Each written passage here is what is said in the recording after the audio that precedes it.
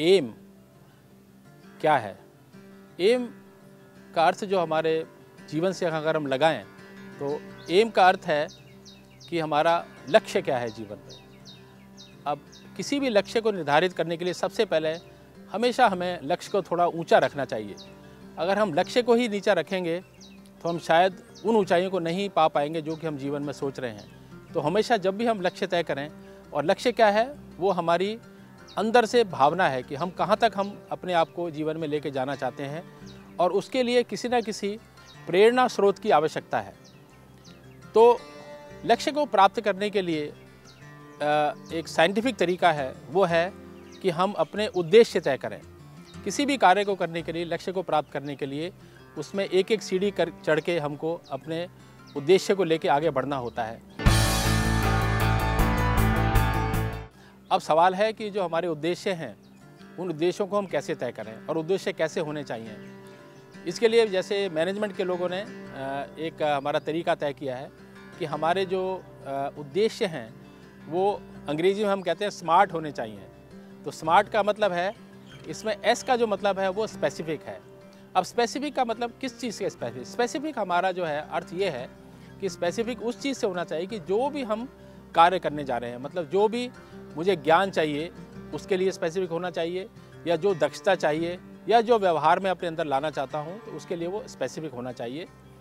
दूसरा है कि जो भी उद्देश्य है, जो मेरा स्पेसिफिक उद्देश्य है, जो भी मैं कार्य अपने जीवन में निष्पादन करना चाह रहा हूँ, उसके बाद ये पता कैसे लगे कि मैं सही दिशा में चल रहा हूँ, तो उसको मैं किसी न किसी रूप में एक ज्ञान ले सकूँ। तो उसके लिए हम जैसे अपने जीवन में जब कार्य करते हैं तो या तो हम कोई गुड्स पैदा करते हैं या सामान पैदा करते हैं या हम सर्विसेज देते हैं, तो उसका पता हमें लगेगा कि हमारी क्वालिटी, हमारे जीवन की क्वालिटी या हमारे कार्य की क्वालिटी कैसी है, या अगर हम कोई चीज़ जैसे फैक्ट्री में बना रहे हैं तो उसकी क्वांटिटी कैसी बढ़ रही है, कितने समय में बढ़ रही है।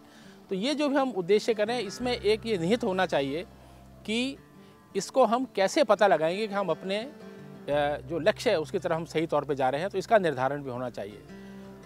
तीसरी बात है कि इसको प्राप्त करने के लिए हमेशा हमारे प्रेरणा स्रोत रहना चाहिए, और जो हमारे प्रेरणा स्रोत हैं उनको ये देखना चाहिए कि क्या ये लक्ष्य जो हमने अपने जीवन में लिया है, क्या उसको प्राप्त करने योग्य है। अब जैसे कि हम कोई लक्ष्य तय करें कि भाई ये बच्चा 1 किलोमीटर 2 सेकंड में भाग लेगा, तो ये लक्ष्य तय हो नहीं सकता, ये गलत है। तो लक्ष्य तय करते वक्त इस बात का ध्यान रखना पड़ेगा कि जो लक्ष्य है वो हम उसको अचीव कर सकें, तो वो एक अचीवेबल होना चाहिए। अचीवेबल के बाद हमारा जो स्मार्ट में आता है रियलिस्टिक। अब रियलिस्टिक का मतलब है कि वो एक सही तौर पे होना चाहिए। इसमें इस बात का ध्यान रखना चाहिए कि जिसने भी अपने लिए जीवन में एक लक्ष्य तय किया है वो उसकी मानसिक शारीरिक क्षमताएं क्या हैं, कैपेबिलिटीज़ क्या हैं, योग्यताएं क्या हैं, क्या वो इस योग्य है कि वो उस लक्ष्य को प्राप्त कर सके। तो उनका ध्यान रखना पड़ेगा हमें अपने उद्देश्य को तय करते हुए।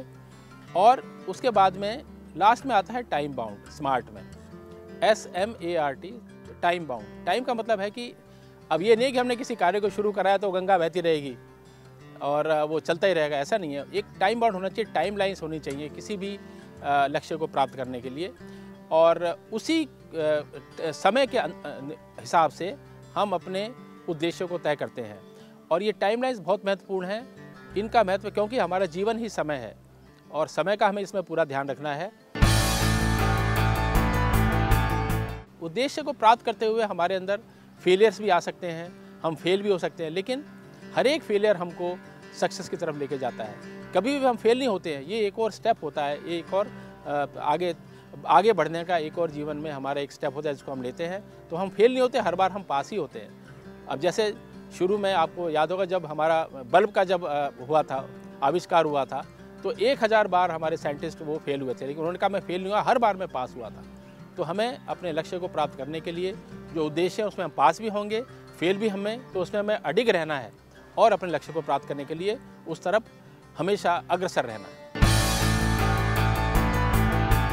जैसे हिमालय के हमारे माउंट एवरेस्ट पे चढ़ने के लिए लोगों ने लक्ष्य बनाए, और हमने देखा कि कई बार हमारे जो लोगों ने कोशिश की ऊपर जाने में, वो कई बार फेल हुए, कई बार गिरे, कई बार वापस आए, लेकिन अंततः उन्होंने छोड़ा नहीं। और लास्ट में वो माउंट एवरेस्ट पर चढ़ गए और उन्होंने विजय हासिल की।